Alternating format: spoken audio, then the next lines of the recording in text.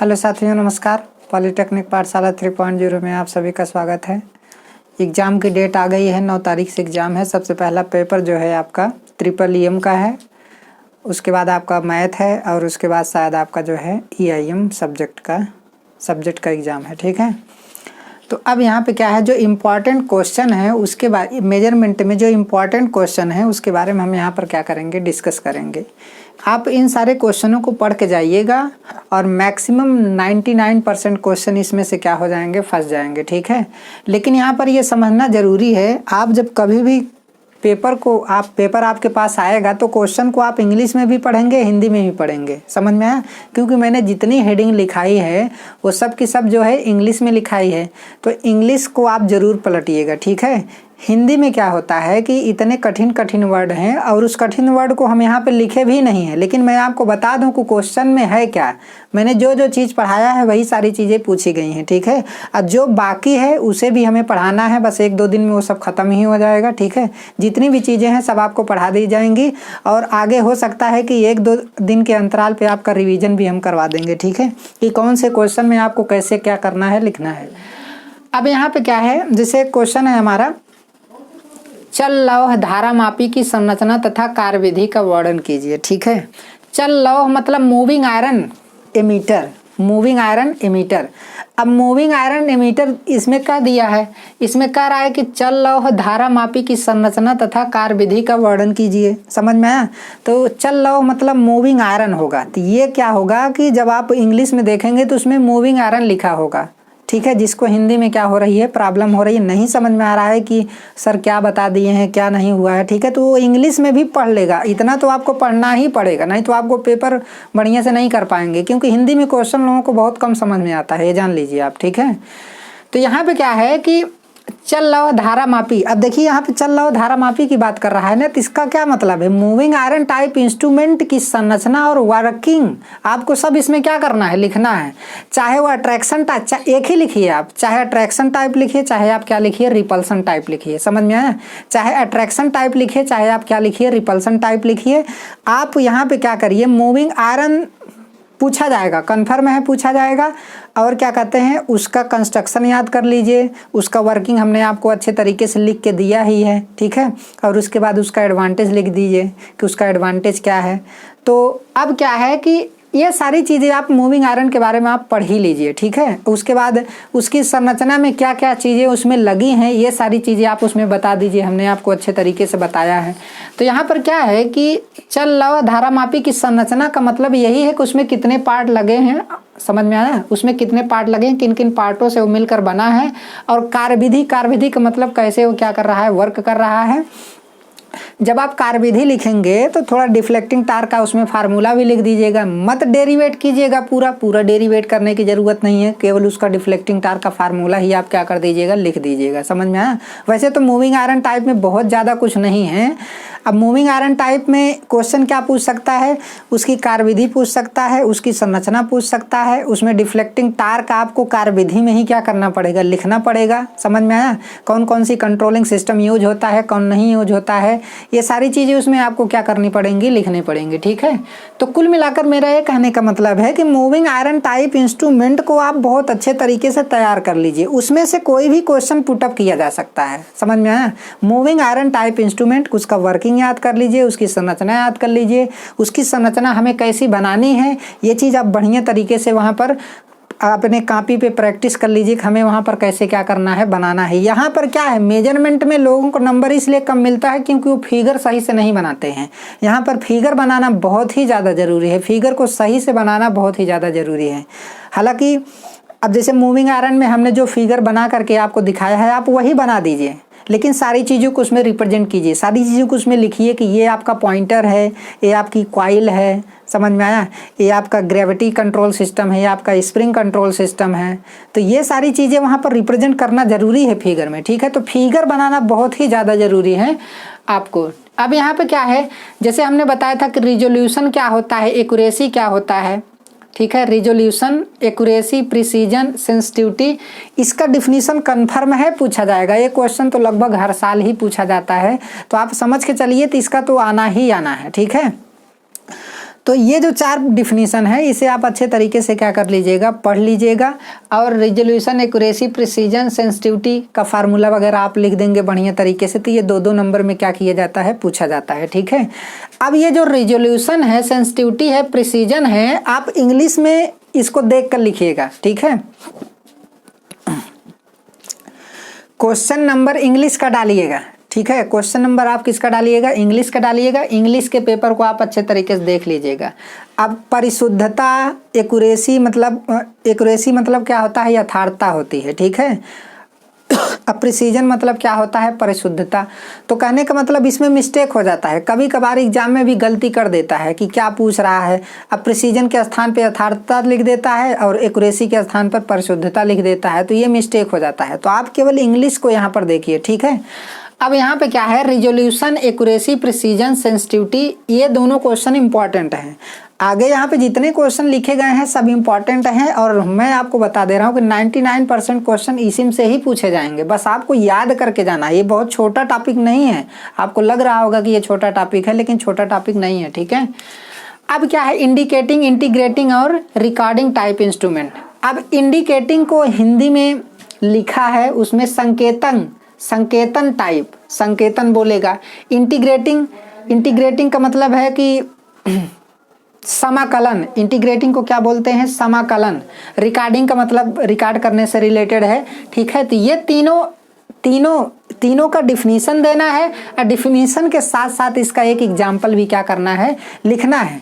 अब ये indicating, integrating और रिकॉर्डिंग जब इंस्ट्रूमेंट आप इंग्लिश में देखेंगे तो आपको तुरंत समझ में आएगा, क्योंकि हमने हेडिंग लिखवाया है। और हिंदी में देखेंगे तो उसमें संकेतन लिखा होगा, फिर समाकलन लिखा होगा, कहेगा संकेतन टाइप इंस्ट्रूमेंट, समाकलन टाइप इंस्ट्रूमेंट और रिकॉर्डिंग टाइप इंस्ट्रूमेंट को डिफाइन कीजिए और उसका एक एग्जाम्पल लिखिए। समझ में आया?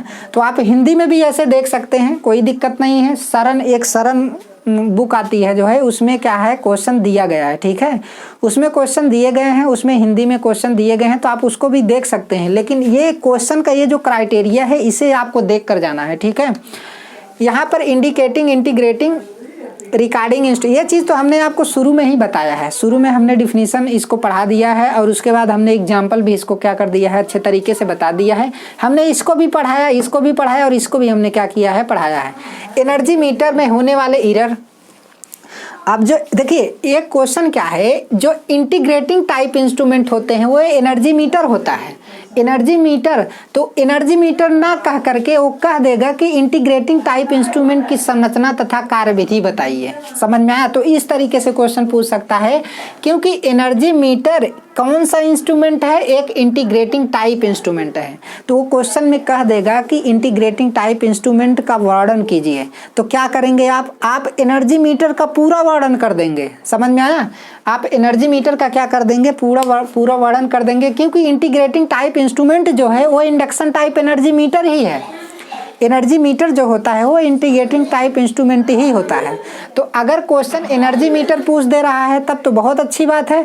अगर क्वेश्चन एनर्जी मीटर नहीं पूछ रहा है, कह दे रहा है कि इंटीग्रेटिंग टाइप इंस्ट्रूमेंट का वर्णन कीजिए, तब आप क्या करेंगे, एनर्जी मीटर का ही वर्णन करेंगे उसमें। समझ में आया? क्योंकि इंटीग्रेटिंग टाइप इंस्ट्रूमेंट क्या है, आपका एक एनर्जी मीटर है। ठीक है, मेगर आपको पढ़ के जाना है। अर्थ टेस्टर आपको पढ़ के जाना है अच्छे तरीके से। समझ में आया? मेगर पढ़ के जाना है, अर्थ टेस्टर पढ़ के जाना है। अब यहाँ पर अर्थ टेस्टर जो होता है अर्थ के रेजिस्टेंस को मेजर करता है, मेगर जो है इंसुलेशन रेजिस्टेंस मेजर करता है। अर्थ का रेजिस्टेंस लेस देन 1 ओम होता है, 1 ओम या लेस देन 1 ओम होता है। ठीक है, मेगर का 1 मेगा ओम से अधिक होता है। तो ये कई सारे डिफरेंस आते हैं, जब आपको पढ़ाया जाएगा इसके बारे में तो आपको अच्छे तरीके से बताया जाएगा। लेकिन यहाँ पर क्या है, अर्थ टेस्टर का आपको डिफिनीशन पढ़ना बहुत ज़्यादा जरूरी है। अब डिफिनीशन कर रहे हैं, अर्थ टेस्टर का फिगर बनाना बहुत जरूरी है। अर्थ टेस्टर का फिगर कंफर्म है आएगा। समझ में आया? मेगर पूछ लेगा तो उसके फिगर को भी आपको लिखना पड़ेगा, क्वेश्चन में देखना पड़ेगा। यहाँ पर डिफरेंस पूछ रहा है ना, तो जब डिफरेंस पूछ रहा है तो अर्थ टेस्टर और मेगर में केवल डिफरेंस आप बताइए, कोई भी संरचना बनाने की आपको जरूरत नहीं है। लेकिन जहाँ पर सचित्र वर्णन कहेगा, जहाँ पर फिगर वगैरह बनाने के लिए कहेगा, वहाँ पर आपको अच्छे तरीके से उसको बनाना ही पड़ेगा। जब तक फिगर बढ़िया से नहीं बनेगा तब तक आपको नंबर बढ़िया से नहीं मिलेगा। ठीक है, अब यहाँ पे ध्यान से देखिए, यहाँ पे लिख दिया है कि डीसी एमीटर तथा वोल्ट मीटर, डीसी एमीटर तथा वोल्ट मीटर के परासों को विस्तारने की विवेचना कीजिए। अब ये क्वेश्चन समझ में आएगा किसी को? परासों को विस्तारने की विवेचना कीजिए, मतलब क्या है इसका?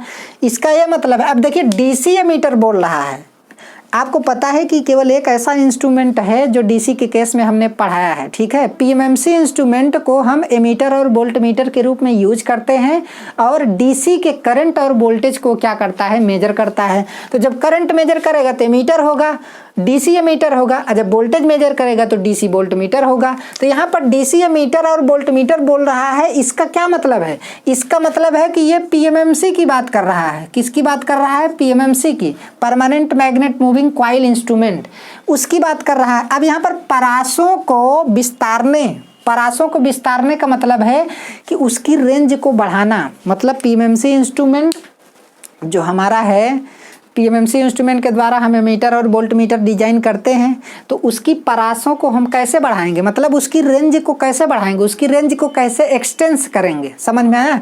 तो हमने आपको बताया एक शंट मेथड होता है और एक क्या होता है? मल्टीप्लायर मेथड होता है। समझ में आया? हमने क्या बताया आपको? एक शंट मेथड होता है और एक क्या होता है? मल्टीप्लायर मेथड होता है। तो उसी को विस्तारने की ये बात कह रहा है कि मान लीजिए वोल्ट मीटर के द्वारा तो बहुत कम वोल्ट, 50 मिली वोल्ट के वोल्टेज को क्या किया जाता है? मेजर किया जाता है। और डीसी एमीटर के द्वारा जो है 100 मिली एम्पियर की करंट को क्या किया जाता है? मेजर किया जाता है। लेकिन यदि इससे 100 मिली एम्पियर से ज़्यादा करंट मेजर करना है और 50 मिली वोल्ट से ज़्यादा वोल्टेज को मेजर करना है, तो इसकी रेंज को हम कैसे बढ़ाएंगे? परासों को विस्तारने का मतलब है कि इसकी रेंज को हमें क्या करना है? बढ़ाना है। हमें इससे ज़्यादा वैल्यू के वोल्टेज और करंट को क्या करना है? मेजर करना है। तो उस कंडीशन में ये वही बात बोल रहा है कि जो पीएमएमसी में हमने क्या पढ़ाया है? पीएमएमसी में हमने पढ़ाया है परमानेंट मैग्नेट मूविंग कॉइल। देखिए अगर क्वेश्चन में ये डायरेक्टली पूछ लेता है कि परमानेंट मैग्नेट मूविंग कॉइल के एमीटर और वोल्ट मीटर की रेंज को आप कैसे बढ़ाएंगे, तो आप बता दे, सीधा वहां पर आपको लिखना पड़ेगा, डेरिवेट करना पड़ेगा। शंट मेथड से बढ़ाया जाता है और मल्टीप्लायर मेथड से क्या किया जाता है? बढ़ाया जाता है। तब तो वहां पर डेरिवेट कर देंगे। लेकिन यहाँ पर लिखा है डीसी एमीटर वोल्ट मीटर, तो इसका मतलब भी क्या है? डीसी के केस में हमारा केवल पीएमएमसी यूज हो रहा है, तो पीएमएमसी इंस्ट्रूमेंट के रेंज को बढ़ाने की बात कर रहा है कि उसके एमीटर और वोल्ट मीटर की रेंज को हम कैसे बढ़ाते हैं। ठीक है, तो इस क्वेश्चन को आपको समझना है, इस क्वेश्चन को आपको क्या करना है? समझना है। अब यहाँ पे क्या है कह रहा कि डायनमोमीटर टाइप वाट मीटर। देखिए हमने क्या है कि इंग्लिश में लिखा है, इसलिए इंग्लिश के क्वेश्चन को आपको पढ़ना बहुत ही ज़्यादा ज़रूरी है। जब आप इंग्लिश का क्वेश्चन पढ़ेंगे ना तो आपको पता चल जाएगा कि सारा चीज़ तो आया है जो हम पढ़े हैं और हमने सारी चीज़ों को क्या किया है यहाँ पर बताया है। डायनमोमीटर टाइप वाट मीटर की संरचना तथा वर्किंग क्या होती है? मेरा ये कहने का मतलब है कि आप डायनमोमीटर टाइप इंस्ट्रूमेंट को पूरा अच्छे तरीके से पढ़ ही लीजिए, क्योंकि उसमें से कोई भी क्वेश्चन पूछ सकता है। वो ये पूछ सकता है कि 2 वाट मीटर मेथड के द्वारा अनबैलेंस कंडीशन में कैसे हम 3 फेज पावर को क्या करते हैं? मेजर करते हैं। तो वहाँ पर हमने जो आपको बताया है कि 3 फेज हमने स्टार कनेक्शन बताया है, उसमें 2 वाट मीटर को हमने क्या कर दिया है? जोड़ दिया है। ठीक है, उसके बाद उसका फेजर डायग्राम हमने बनाया है। वाट मीटर W1 की रीडिंग क्या होगी, वाट मीटर W2 की रीडिंग क्या होगी, समझ में आया? तो ये क्या है, अगर ये पूछे कि 3 फेज पावर मेजरमेंट करने के लिए हमें 2 वाट मीटर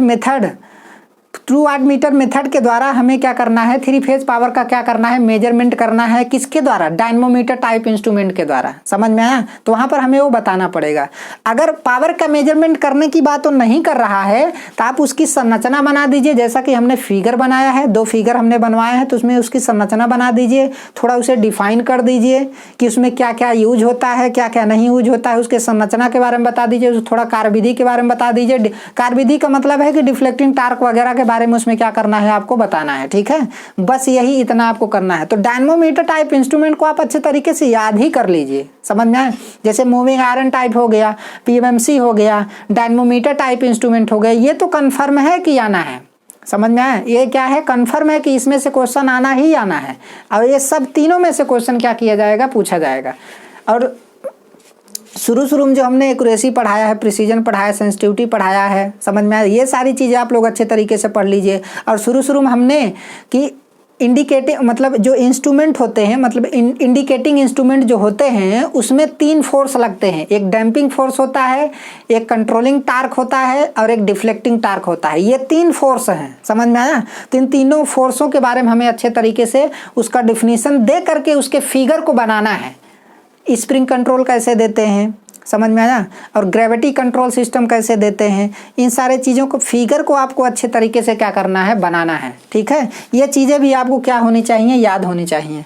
अब उसके बाद क्या है, रीड टाइप फ्रीक्वेंसी मीटर। ये क्वेश्चन काफ़ी ज़्यादा कॉमन है, बहुत बार पूछा गया है, बहुत ही ज़्यादा बार पूछा गया है, तो इसे आपको पढ़ के ही जाना है।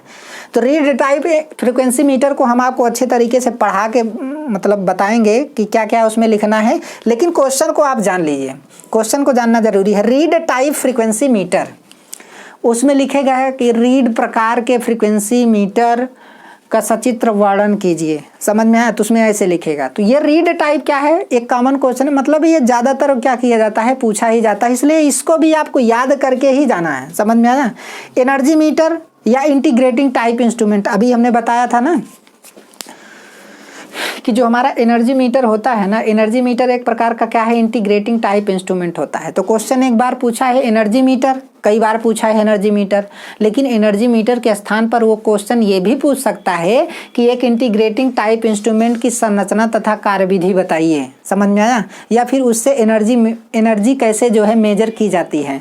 तो हमने उन सारी चीज़ों को बहुत अच्छे तरीके से बता दिया है कि इंडक्शन टाइप इंस्ट्रूमेंट जो होता है उसे एनर्जी मीटर में हम क्या करते हैं, यूज करते हैं। ठीक है, तो ये क्वेश्चन आप मिस मत कीजिएगा। इंटीग्रेटिंग टाइप इंस्ट्रूमेंट भी बोल सकता है और एनर्जी मीटर बोल देगा तो आपको पता ही चल जाएगा, और इंटीग्रेटिंग टाइप इंस्ट्रूमेंट बोल सकता है। तो इंटीग्रेटिंग टाइप इंस्ट्रूमेंट अगर बोल रहा है तो आपको किसको बताना है, इंडक्शन टाइप एनर्जी मीटर को ही आपको क्या करना है, डिफाइन करना है, समझ में आया। तो ये तो क्वेश्चन हो गया। अब उसके बाद क्या है, सिंक्रोनोस्कोप आपको पढ़ के जाना है। सिंक्रोनोस्कोप ये पूछा जा सकता है, सिंक्रोनोस्कोप पढ़ के जाना है। और एक क्या है कि ट्रांसड्यूसर के सबसे शुरू में एक टॉपिक दिया है, प्रोसेस इंस्ट्रूमेंटेशन प्रणाली में कितने अवयव होते हैं। ये बहुत ही इंपॉर्टेंट है, ये तो पूछा ही जाएगा, इम्पॉर्टेंट, समझ में, ये पूछा जाएगा कन्फर्म, ये आपको याद होना चाहिए, किसी भी कंडीशन में आपको क्या होना चाहिए, याद होना चाहिए। ठीक है, प्रोसेस इंस्ट्रूमेंटेशन प्रणाली में कितने अवयव होते हैं। अभी केवल आप क्वेश्चन जान लीजिए बस, प्रोसेस इंस्ट्रूमेंटेशन प्रणाली में कितने अवयव होते हैं।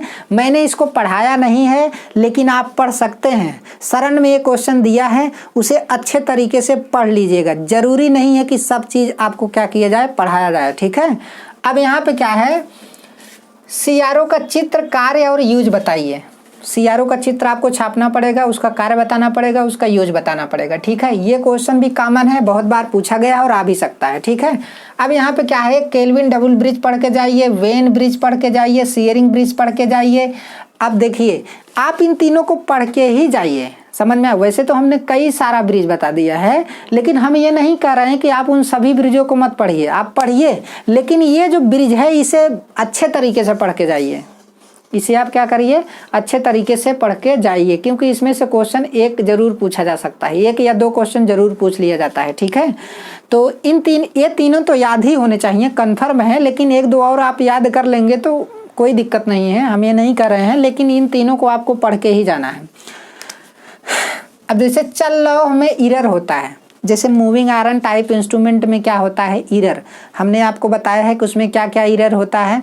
इलेक्ट्रोमैग्नेटिक फील्ड के कारण उसमें इरर डेवलप हो सकता है। बाहर का मैग्नेटिक फील्ड उसे डिस्टर्ब करेगा, क्योंकि उसका ऑपरेटिंग मैग्नेटिक फील्ड बहुत कम होता है, समझ में आया। उसके बाद टेम्परेचर के कारण कॉइल का रेजिस्टेंस वगैरह चेंज हो जाएगा, तो टेम्परेचर में इरर मतलब उसमें इंस्ट्रूमेंट में इरर आ जाएगा। AC मेजरमेंट में इरर आता है, जैसे हाई फ्रीक्वेंसी की AC वगैरह होती है तो उस कंडीशन में उसमें इरर क्या होने लगता है, डेवलप होने लगता है। तो ये भी क्वेश्चन पूछा गया है। तो मूविंग आयरन टाइप में ये जो इरर है आपका, तो 3 type, electromagnetic field, electromagnetic field के कारण जो इरर होगा आप लोग देख लीजिएगा, शरण में दिया है, पढ़ लीजिएगा। ठीक है, हमने अपने कॉपी में भी क्या कहते हैं, यहाँ पे भी आपको अच्छे तरीके से बताया गया है, लेकिन बहुत हमने पॉइंट करके बताया है, तो आपको थोड़ा इसमें क्या करना है, लिखना है। ठीक है, इसलिए शरण को अच्छे तरीके से पढ़ लीजिएगा। चल लौह में इरर जो है आपका एक इलेक्ट्रोमैग्नेटिक फील्ड के कारण होता है। इसमें इलेक्ट्रोमैग्नेटिक फील्ड में आपको यही लिखना है कि मूविंग आयरन टाइप इंस्ट्रूमेंट का ऑपरेटिंग मैग्नेटिक फील्ड बहुत कमज़ोर होता है, इसलिए बाहर का मतलब स्ट्रे मैग्नेटिक फील्ड जो बाहर का होता है वो जो है इसके ऑपरेटिंग मैग्नेटिक फील्ड को क्या करता है, डिस्टर्ब करता है। तो इसकी वजह से मेजरमेंट में क्या आ जाता है, एरर आ जाता है। समझ में? टेम्परेचर एरर में आप क्या बताएंगे कि मूविंग आयरन टाइप इंस्ट्रूमेंट के कॉइल टेम्परेचर बढ़ने से क्या हो जाता है, उसका रेजिस्टेंस बढ़ जाता है, जिसकी वजह से क्या होता है, एरर डेवलप हो जाता है।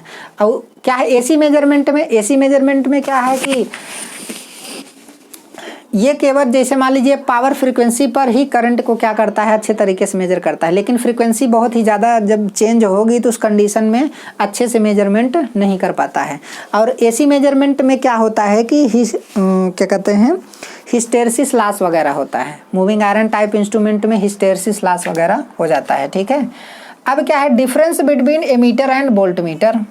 जैसे अब डिफरेंस बिटवीन एमीटर और वोल्ट मीटर का मतलब क्या है, जैसे एमीटर को सीरीज में जोड़ा जाता है, समझ में, एमीटर करंट को मेजर करता है, वोल्ट मीटर पैरेलल में जोड़ा जाता है, वोल्ट मीटर वोल्टेज को मेजर करता है। तो इस टाइप का जो अंतर है आप अच्छे तरीके से पढ़ लीजिएगा। ठीक है, मल्टीमीटर, मल्टीमीटर कन्फर्म है कि इसे आना ही आना है। डिजिटल मल्टीमीटर ज़्यादा पूछा जाता है, एनालॉग मल्टीमीटर भी पूछा जाता है। ठीक है, मल्टीमीटर आपको हम पढ़ा देंगे। डिजिटल मल्टीमीटर और क्या हो गया, एनालॉग मल्टीमीटर, ये दोनों आपको अच्छे तरीके से पढ़ के जाना है। मैक्सिमम डिमांड इंडिकेटर, ये सब पढ़ के जाना है, MIMP, समझ में आया। मैक्सिमम डिमांड इंडिकेटर आपको क्या करना है, पढ़ के जाना है, इसके फिगर को बताना है, इसके फिगर को क्या करना है, बताना है। मैं आपको पढ़ाऊंगा इसे, मेगर आपको पढ़ के जाना है। उसके बाद क्या है, अब आ जाइए कि इसमें स्ट्रेन गेज, स्ट्रेन गेज क्या होता है, आपको ये पढ़ के जाना है कि ट्रांसड्यूसर क्या होता है, स्ट्रेन गेज क्या होता है, और कैसे ट्रांसड्यूसर के द्वारा लिक्विड लेवल मेजरमेंट करते हैं। लिक्विड लेवल अभी हम आपको पढ़ाया नहीं है, लेकिन हम पढ़ा देंगे। ठीक है, आपको क्या कर देंगे, 15 तारीख तक जो है सारा टॉपिक आपका क्या हो जाएगा, ख़त्म हो जाएगा। उसके बाद हम EEE के क्वेश्चन आपको अच्छे तरीके से क्या करेंगे, बताएंगे। इधर मेजरमेंट आपका तैयार हो जाएगा। लिक्विड लेवल मेजरमेंट आपको पढ़ना बहुत ही ज़्यादा ज़रूरी है। लिक्विड लेवल मेजरमेंट होता है, जैसे क्वेश्चन पूछ लेता है ना कि व्हाट इज़ ट्रांसड्यूसर, मतलब ट्रांसड्यूसर को परिभाषित कीजिए, तथा लिक्विड लेवल मेजरमेंट और टेम्परेचर मेजरमेंट को अच्छे तरीके से आप क्या करिए, डिफाइन करिए। तो टेम्परेचर मेजरमेंट करने के लिए हमने आपको क्या बताया, RTD बताया और थर्मिस्टर बताया, समझ में आया। तो और उसके बाद हमने क्या बताया, थर्मोकपल बताया। तो इन तीनों में से आप कोई भी लिख सकते हैं, ज़रूरी नहीं है कि आप उसमें ये कभी पूछेगा ही नहीं कि आप थर्मिस्टर का सचित्र वर्णन कीजिए, इसका वर्णन कीजिए, तो ऐसा का क्वेश्चन कभी नहीं पूछेगा। कहेगा कि हमें क्या करना है, टेम्परेचर हम कैसे मेजरमेंट करते हैं, किसके माध्यम से मेजरमेंट करते हैं, किसी एक का सचित्र वर्णन कीजिए, समझ में आया। तो किसी एक, चाहे आप थर्मिस्टर का लिख दीजिए, चाहे आप थर्मोकपल का लिख दीजिए, और चाहे आपका RTD का लिख दीजिए। ठीक है, तो ये चीज़ आपको याद रख के जाना है कि स्ट्रेन गेज क्या होता है, थोड़ा बहुत इसका डिफिनीशन याद रखना ज़रूरी है। ठीक है, और स्ट्रेन गेज के माध्यम से हम क्या क्या मेजर करते हैं, क्या नहीं मेजर करते हैं, ये सारी चीज़ें लिखना ज़रूरी है। और एक क्वेश्चन और आता है, single phase dynamometer type power factor metre. Dynamometer type instrument होगा, वो पावर फैक्टर को क्या करता है, मेजर करता है। इसे हम आपको पढ़ा देंगे। ठीक है, single phase dynamometer type power factor metre, हमने आपको कई बार बताया कि क्वेश्चन को आपको इंग्लिश में क्या करना है, देखना है। ठीक है, इंडिकेटिंग इंस्ट्रूमेंट में 3 बलों को बताइए।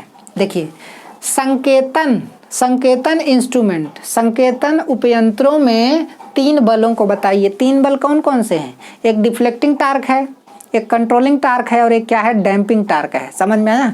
3 बलों को आपको बताना है, और उसका फिगर भी अच्छे तरीके से वहाँ पर दिखाना है। ठीक है, अगर 5 नंबर में पूछेगा तो फिगर को आपको क्या करना पड़ेगा, दिखाना पड़ेगा। जैसे एनर्जी मीटर पर एक क्वेश्चन, एक न्यूमेरिकल कर लीजिएगा। एनर्जी मीटर में आपके बुक में जो है एक न्यूमेरिकल दिया होगा, तो उस पर एनर्जी मीटर पे एक न्यूमेरिकल आप लोग अच्छे तरीके से लगा लीजिएगा। VTVM पढ़ के जाइएगा, फेज सीक्वेंस इंडिकेटर पढ़ के जाइएगा, और मूविंग क्वाइल और मूविंग आयरन संरचना तथा कार्य प्रणाली, ये चीज़ तो हमने आपको पहले ही बता दिया कि मूविंग क्वाइल, देखिए PMMC टाइप इंस्ट्रूमेंट जो होता है, PMMC टाइप इंस्ट्रूमेंट जो होता है वो मूविंग क्वाइल इंस्ट्रूमेंट है, और मूविंग आयरन मतलब चल लौह यंत्र है। तो चल लौह और मूविंग क्वाइल, इसकी संरचना आपको पढ़ना है और क्या है कार्यप्रणाली पढ़ना है। तो इसको तो हमने आपको पहले ही बता दिया, ठीक है। तो ये चीज़ तो मान लीजिए क्वेश्चन वैसे ही है।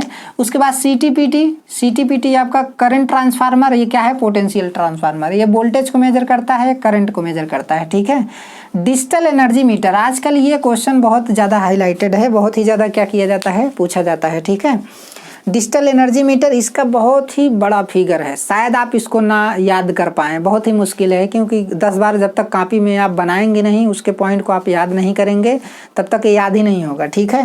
डिजिटल एनर्जी मीटर क्या है, डिजिटल एनर्जी मीटर, ठीक है। इसका फिगर क्या है, बहुत ही बड़ा है।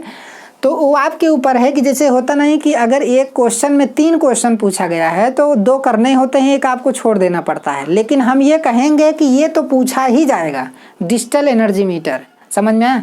तो डिजिटल एनर्जी मीटर कभी कभार क्या होता है, दोनों एनर्जी मीटर पूछ लेता है, इंटीग्रेटिंग टाइप इंस्ट्रूमेंट पूछ लेगा तो आपको इंडक्शन टाइप एनर्जी मीटर बनाना पड़ेगा, और एनर्जी मीटर पूछ लेगा तब भी आपको इंडक्शन टाइप इंस्ट्रूमेंट बनाना ही पड़ेगा। लेकिन अगर डिजिटल का दिया तो वहीं पे आप फंस जाएंगे, समझ में आया। तो डिजिटल एनर्जी मीटर भी आप पढ़ के जाइए, क्योंकि ये क्वेश्चन आना कन्फर्म है, समझ में आया। अब यहाँ पे क्या है, इंडिकेटिंग इंस्ट्रूमेंट के इसेंशियल टर्म को आप क्या करिए बताइए। देखिए जो इंडिकेटिंग इंस्ट्रूमेंट होते हैं उसके इसेंशियल टर्म क्या होते हैं, उसमें क्या होता है, कंट्रोलिंग टार्क डेवलप होता है, समझ में आया, उसके बारे में आपको बताना है, डिफ्लेक्टिंग टार्क के बारे में बताना है, डैम्पिंग टार्क के बारे में बताना है, ठीक है। एक चीज़ हम तो आपको बताना भूल ही गए कि इसमें एक डैम्पिंग अवमंदन क्या होता है, अवमंदन, तीनों अवमंदन के बारे में क्वेश्चन क्या किया गया है, पूछा गया है, उसे भी आप अच्छे तरीके से क्या कर लीजिएगा, पढ़ लीजिएगा, ठीक है। अब क्या है कि मेजरमेंट में देखिए हम आपको अब CRO पढ़ाएंगे, मिसलेनियस पढ़ाएंगे, लेकिन एक चैप्टर ऐसा है जिसमें क्या है, स्मार्ट मीटरिंग सिस्टम, क्या है, स्मार्ट मीटरिंग सिस्टम। तो आप लोग क्या काम करिएगा कि स्मार्ट मीटरिंग सिस्टम को आप अपने से पढ़ लीजिएगा, क्योंकि ये सिलेबस में नया है और हमारे पास कोई भी बुक नहीं है उसकी, ठीक है। अगर बुक होता तो मैं उसको पढ़ा सकता था, लेकिन हमारे पास किसी प्रकार की कोई बुक नहीं है, इस वजह से मैं स्मार्ट मीटरिंग सिस्टम को मैं पढ़ा नहीं पाऊँगा, क्योंकि वो सिलेबस में क्या आया है, नया आया है, ठीक है। लेकिन हमने जितनी चीज़ों को बताया है इनको आप बढ़िया तरीके से पढ़ के जाइएगा, और इसमें से क्वेश्चन कन्फर्म है कि 99% क्वेश्चन आपके क्या होंगे, आएंगे, समझ में आया।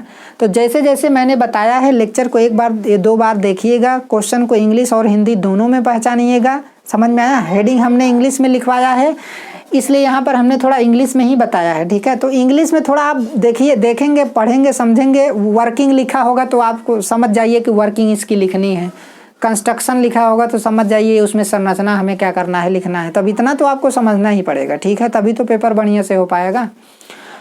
तो आज का क्लास यहीं तक, हमने इम्पॉर्टेंट क्वेश्चन को अच्छे तरीके से बता दिया है, इसे आप लोग बढ़िया तरीके से क्या कर लीजिएगा, देख लीजिएगा।